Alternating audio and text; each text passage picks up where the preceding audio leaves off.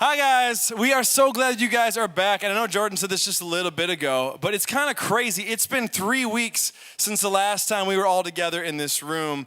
So the week after one night, it just so happened that the weather didn't like us and a tornado decided it was bigger than us. So that decided to knock the night off. And then last week we were over at Fields of Faith. If you guys were, who was at Fields of Faith? If you were at Fields of Faith, make a little bit of noise. A little bit of noise. Yeah. It was awesome. Thank you guys for being out at that. And then now, finally, we get to come back together, and it's going to be good tonight, all right? So I want to ask you guys a question, a very important, deep, philosophical question. Do you ever wish that you could be a kid again? Like just think, just take a minute. Take a minute. Who was the 4-year-old version of you? Just imagine. What did 4-year-old you do? Did 4-year-old you ever go out in the backyard and jump in puddles and wait until it got muddy? And then, I don't know, so sometimes people have pictures of them when they're babies, but they're completely covered from head to toe in mud. Anybody else got that picture? Am I the only one? Thank you. Some of us were that person. See, I want you to think back. Think back before homework, before a job. Some of you guys got car payments. Some of you are juniors this year, and you're like, oh, junior year is awesome. I get to take the ACT. This is super the worst, right? But just pretend that's not reality. And let's go back a little bit before all that, right? When you could lie around in your PJs all day watching cartoons, unless you're like me and then you still do that when you're 28 years old. However it works. Okay, my point's not really working. I was thinking back to when I was a kid and to one of the games that I used to play, and I used to love playing, okay? So when I was a kid, I loved the Mighty Morphin Power Rangers. Did anybody else get into Power Rangers as a kid? All right. Now, here's the deal. My brother is here somewhere right now, and he's going to kind of not enjoy this story this much. But, so when we were young, on my mom's side of the family, I was the oldest kid, the oldest cousin, all right? I was the oldest cousin. Any oldests in this room, oldest in your family? Do you guys ever find, actually, I'm not going to ask the oldest. How about the next, number 2, number 3, number 4? Does your older brother or sister ever get really bossy? Does that ever happen? Have they? Jack, are you going to be okay? I'm worried about you. Right? Sometimes the oldest gets really bossy. So, when I was a kid, I loved Power Rangers, and it just so happened that there was my younger brother, Jordan, and then 3 cousins, so there was 5 of us. And so in my mind, that meant that when we got together for birthday parties or we got together for Christmas or whatever, then of course, we're going outside and we're gonna be the Power Rangers, right? But if I'm gonna be a Power Ranger, which one am I gonna be? Yes, the Red Ranger. It had to be every single time. So I would pretend I was the Red Ranger because the Red Ranger got to be in charge of everything. And then I would tell my brother and my cousins which one they got to be, right? And the girl one always had to be the Pink Ranger. I don't know, right? And then we'd go out there and I would force them. I would force my cousins, all 5 of us to do the fake martial arts poses and pretend that we were all awesome. And we'd have this enemy and we'd charge them and we'd do all this stuff. And they didn't even watch the show. My cousins, they didn't want anything to do with this. But there was me telling them, nope, this is what's happening. This is what's going to go. It was cute. I was a tiny little dictator. It was adorable. I'm sure they loved it. See, even when I was a kid, even back then, I just wanted so bad to be in charge. I wanted so bad to be the leader. I wanted so bad to be great. And maybe you can kind of relate with that. So, but then I grew up and years went by and that changed, but it didn't really completely go away. Now, I'm no longer trying to pretend to be the Red Ranger, although sometimes in weird dreams, right? But now I look to other things and I mimic and I want to be like that. And you guys do that same thing. Just think about it. Who today do you think of as great people, as leaders, as powerful people, right? Who does the world tell you these people are? Well, maybe it's politicians, right? Maybe not specifically these gentlemen, but, right? The world tells us these people have power, these people are great. Maybe it's the CEO of a company, right? A guy who's rich, like Steve Jobs up here, right? A guy who's now blessed us all with iPhones and iPads and all the like, right? Somebody who's powerful. Or maybe it's an athlete, somebody impressive, like LeBron, right? Somebody that we look to and we say, these guys can do incredible feats of strength. They're so impressive. Or maybe it's the power couple right here, the queen bee. And okay, can I just for a second, did you guys know that Jay-Z can grow hair? Like, I didn't know that. I found this picture. I don't know. It's a wig. Oh, well, that solves all of my questions. All of it taken care of. See, we look at these people and we go, man, they are so famous. They're so powerful. Simmer down. Simmer down. They're so wealthy. They can do so much. Like if we look at what they can do on social media alone, they can get a whole cause whipped up and worked up and motivated by a simple post because they've got that kind of power. And you know, when they walk into a room, they know that they're going to be the most important person there. So the world has taught you and me that these are the kind of people that we should emulate. Like this is what we should desire. This is what we should chase after. And so from a very young age, right, we're told to go after the American dream, right? You should do really well in school. Like right now, you guys better do a good job so that when you get to be a junior in high school, you get to take that ACT and you get a good score. And then you get into college. And then you need to chase that degree and get the high GPA. And then you're gonna get that job. You're gonna reach for it, you're gonna get that good job with that high salary, and then you're gonna go find a supermodel girlfriend, make her your wife, it's gonna be great. You guys get to go on vacation over in Milan, it's gonna be a sweet deal. This is what, I like that sounds incredible. Dang, Shua, you can leave now. I just gave you your whole roadmap, just have a good time. But this is what the world tells us, hey, this is gonna satisfy you. This is gonna fill you up. This is exactly what you need, right? But the thing is that Jesus has a different definition of what it means to be great. A different definition of what it means to be a leader, what it means to be somebody important, powerful, and great in this world. And I wanted to show you guys this passage. It's in Matthew 20, 25 through 28. I want you guys to check out what Jesus has to say here. But Jesus called them together and he said, you know that the rulers in this world, they lord it over their people. And officials flaunt their authority over those under them. But among you, it will be different. Whoever wants to be a leader among you must be your servant. And whoever wants to be first among you must become your slave. For even the Son of Man came not to be served, but to serve others and to give his life as a ransom for many. See, what Jesus is doing here is he's saying, hey, I know that you've been taught this one paradigm of what leadership and greatness looks like. But what he's gonna do in this moment is he's gonna take that and he's gonna flip it on its head and say, no, it's wrong. It's a lie. You wanna be great? You wanna be important? You wanna make a lasting difference? Then it's not about being over everybody else and exercising your power over them. If you wanna be the best, then you need to become the person who is willing to serve the person at the bottom.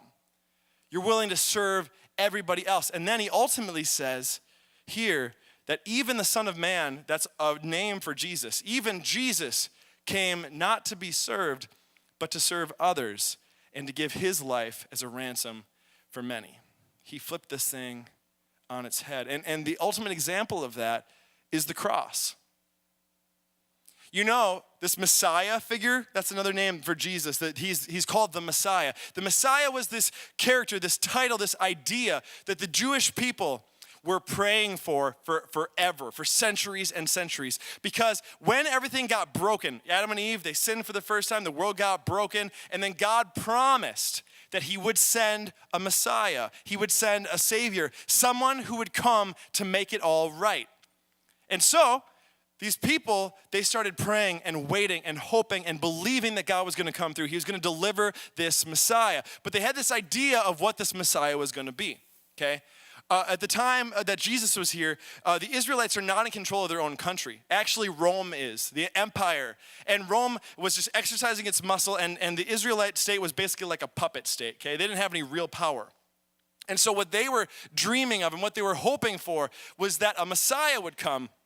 And this dude would be hardcore. He would be this military champion, and he would come and take all the people of Israel, and he'd get them together, and they'd get all ready, and they'd go attack Rome and destroy them, and then they would become the great military superpower on the planet. That's what people wanted. That's what people hoped for. They wanted a hero. They wanted this superhero who was going to come and fight their enemy for them. So they're expecting this great, powerful, like warlord, chieftain type of guy. And then instead, they get Jesus. They get this guy who's talking about peace all the time. They get this guy who's going around healing and feeding people. And then when he's mocked and when he's yelled at and when he's being beaten, he never throws a punch. He never gets back at them. He doesn't go for the revenge card. Instead, he takes it. And then ultimately, this Messiah that they were hoping would be so strong and great and defeat their enemies, Jesus came. And he suffered and he died on the cross. He took everything that was dished out at him because his mission was to come and pay for the sins that you and I have committed, to pay for it completely, to set us free. He was a different kind of hero. There's never been anybody greater than Jesus. If anyone in history has ever deserved to be praised, has ever deserved to have parades and parties and be treated like a rock star, it's Jesus. But that's not what happened. He's born, and there's no room in the inn, so they have to put him in a feeding trough. He grows up, and he has to leave the city where he's born. He has to go to this backwoods place called Nazareth, and his whole life he's treated as a second-class citizen within his culture. It's messed up. And he came for a very specific purpose. They wanted this hero who's going to defeat Rome, this big enemy. Instead, Jesus came to defeat the ultimate enemy, sin and death and Satan, and he defeated it. So Jesus is this demonstration of what it looks like. If you want to be the greatest, if you want to be like him, then it's not about taking power from other people. It's not about having the strongest army. It's not about being the CEO. Instead, Jesus became the lowest for us. He became nothing so that he could save us. And that's the demonstration, the example that he lived out for us. To really drive this point home, the night before Jesus died, he decided to do one last really important teaching for his disciples. All right, I want to show you this in John chapter 13. This is the night before he passed. He said, before the Passover celebration, Jesus knew that his hour had come. Okay, he knew he was going to die, to leave this world and return to his Father. He had loved his disciples during his ministry on earth, and now he loved them to the very end. So he got up from the table, took off his robe, wrapped a towel around his waist, and poured water into a basin. Then he began to wash the disciples' feet, drying them with the towel he had around him. When Jesus came to Simon Peter, Peter said to him, "Wait, Lord, are you going to wash my feet?" And Jesus replied, "You don't understand now what I'm doing, but someday you will." "No," Peter replied, "you will never, ever wash my feet." See, this character, Peter, we're just going to pause right here. I love this dude. Peter's this like impulsive, arrogant, like just says whatever's on his mind. I think he and I would get along really, really well.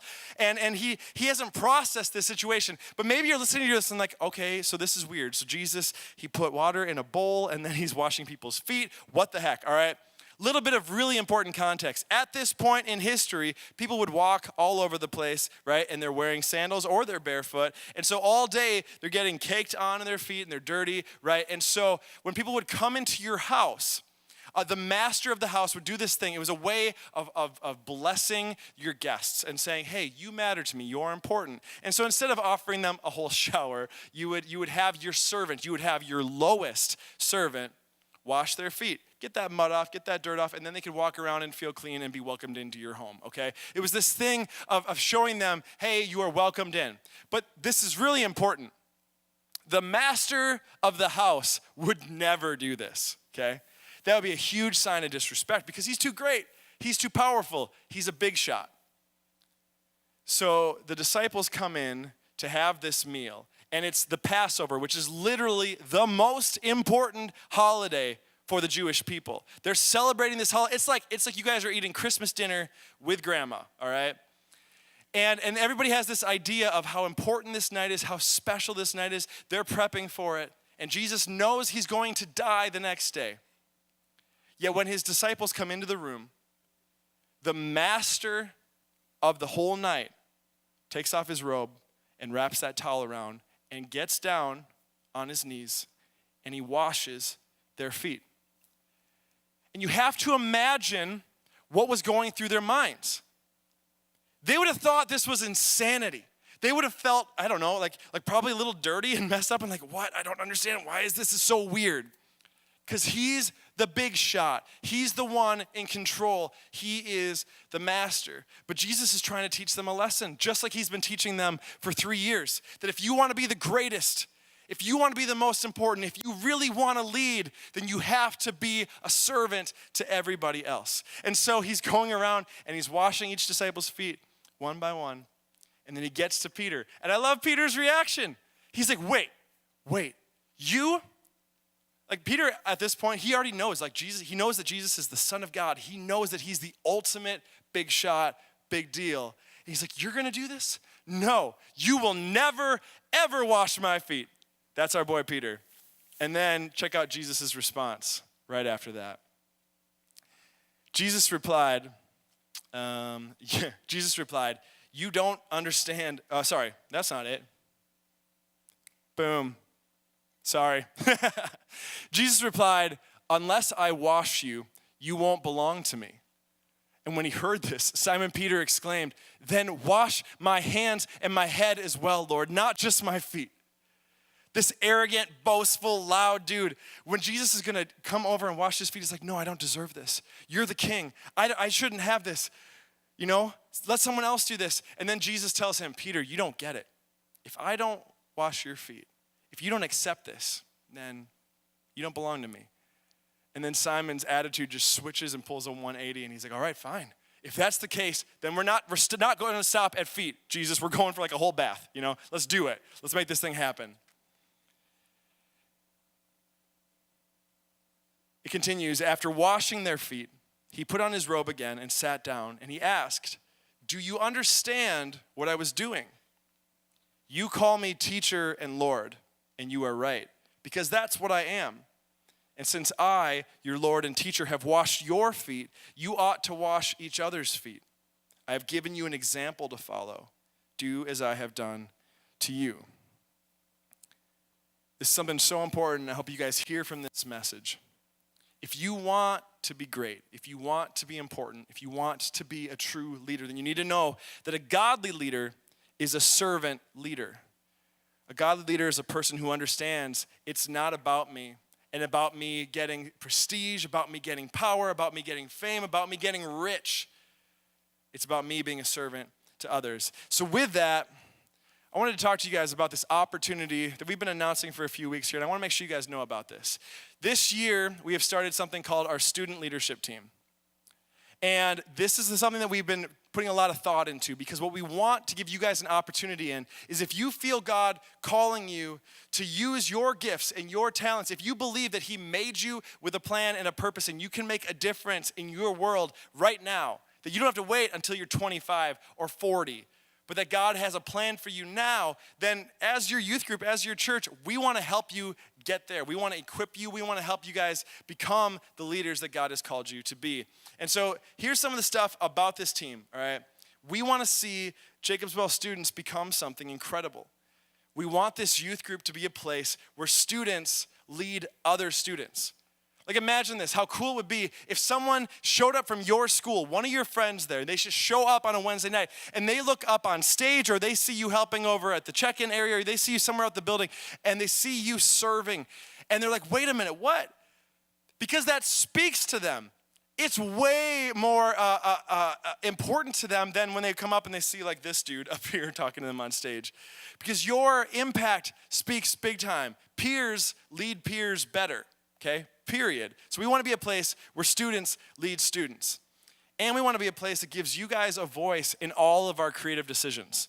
We put a lot of work into planning Wednesday nights, all of our camps, one night, all the stuff that we do around here because we want to make youth group the best it can be for you guys, and we want to reach your friends. We want to reach the people in your schools.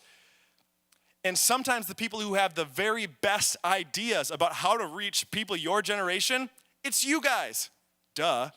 And so we want to give you guys a voice. You're the ones coming every Wednesday night. And so what we're going to do at these meetings is we're going to ask you guys questions like, hey, here's what we're planning on teaching on this year. What do you guys think? Bring up ideas for series and stuff you'd like to see. Hey, we got a camp coming up. Here's kind of our schedule and here's the activities we're thinking about doing. And then we run them by you guys and you get to give us feedback. Like, you know what?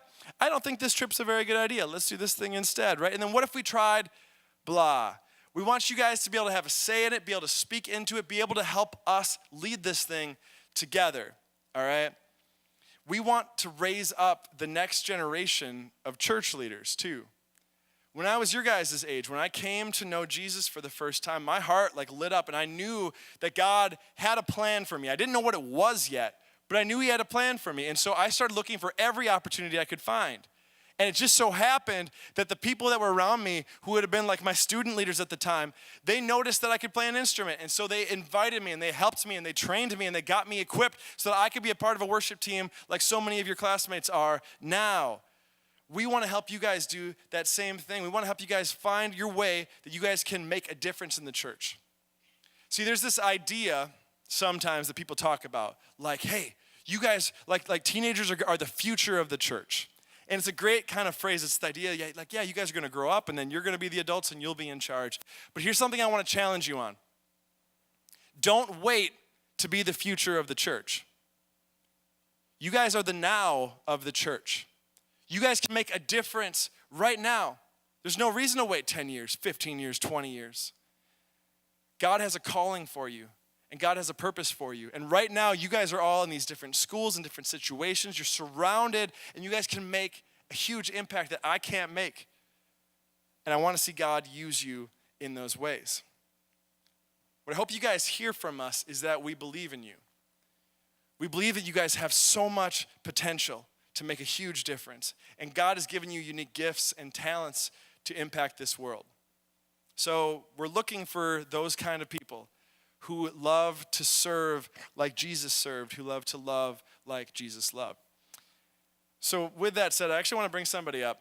I want to invite Matt up, Matt Reams. Where is he? There he is.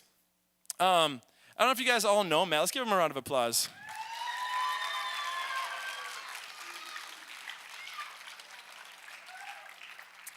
Come on up, man. I asked Matt to come up front because this whole time what we're talking about is this idea of how the world has flipped. It has this idea of what a leader is, right? A leader is a showboat. A leader is somebody who draws attention to themselves. A leader is somebody that's chasing recognition. And Jesus tells us, no, that's not it. That's not it. A leader is somebody who loves and serves people. And nobody's too low for them.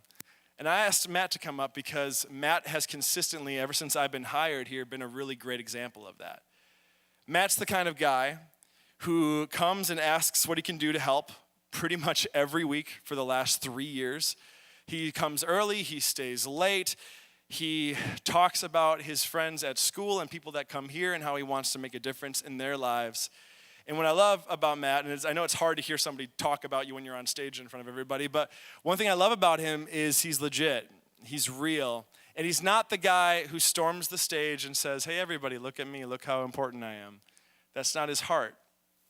Instead, he's thinking about you guys. And he's thinking about how he can make it a better experience for you on Wednesday nights and how he can, his friends that don't know Jesus, like he's praying for them. And he's looking for opportunities to represent him well to them. And so when I look at Matt, I see somebody who is learning more and more to love like Jesus. And so just like we read this story about Jesus washing his disciples' feet, I'm not Jesus. I'm nothing like him. Now I'm becoming more and more like him, not as good. But this idea that we should wash each other's feet too, that we should learn this example from Jesus of what it is to not see yourself as more important than anybody else, but to serve and to love. So at this time, let's all be kind of quiet and do this.